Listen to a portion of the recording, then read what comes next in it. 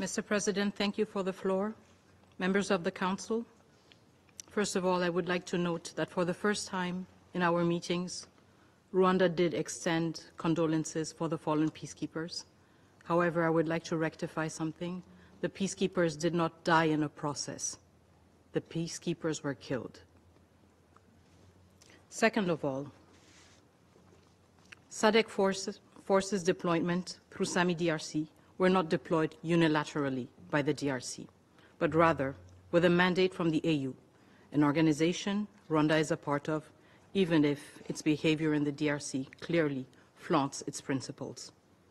Third, the M23 excluded itself from the Nairobi process by renewing attacks against the FARDC. The government of the DRC has nonetheless expressed its willingness to re-include the M23 in the Nairobi process. We reject Rwanda's obsession and attempts to elevate the M23 to the level of an interlocutor deemed fit to sit at the same table as a legitimate government.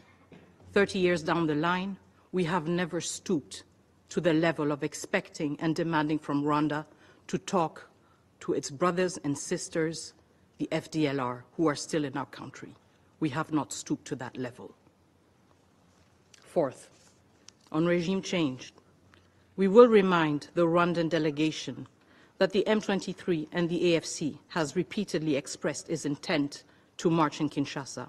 The very M23 Rwanda forces are backing right now. There is a subtlety that should not go amiss between words and actions. Rwanda's actions, side by side with the M23, are actions seeking to overthrow a legitimately established government. On the Luanda and Nairobi processes, we will remind the Rwandan representative that the DRC never left the negotiating table. It was Rwanda that did not show up on the 15th. It was Rwanda that did not come when President Lorenzo invited us. And President Kenyatta was also present. President Tshisekedi honored his commitment. In the past weeks, we have seen efforts, calls from this Council, from our partners, from our friends, urging us all to renew our efforts within the Luanda process. The DRC never left the table. It is up to Rwanda to come back to the table.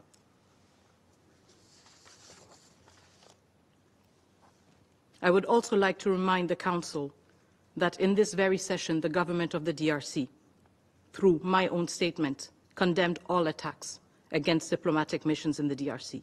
We do this in our concern to abide by and respect international law. However, we have yet to hear Rwanda explain to us what its efforts have been to abide by international law and to respond to the violations it has been found guilty of in the DRC. Violations of the Charter, violations of international humanitarian law, violations of international human rights law. Members of the Council, I would like to close with what has brought us back here in less than 48 hours. Rwanda's outright contempt for this Council and its declaration that it will not, for the Council and the Council's declaration, and its demonstration that it is in the deluded belief that there is a Rwandan exception when it comes to international law. But what has also brought us here is the Council's choice 2 days ago to opt for words and not for actions. This Council is not unable to take actions. In fact, it is uniquely equipped to take actions. Hence, the question that remains at the end of this meeting is whether this Council is unwilling to act. Thank you. I thank Her Excellency Ms. KAYIKWAMBA Wagner for her statement.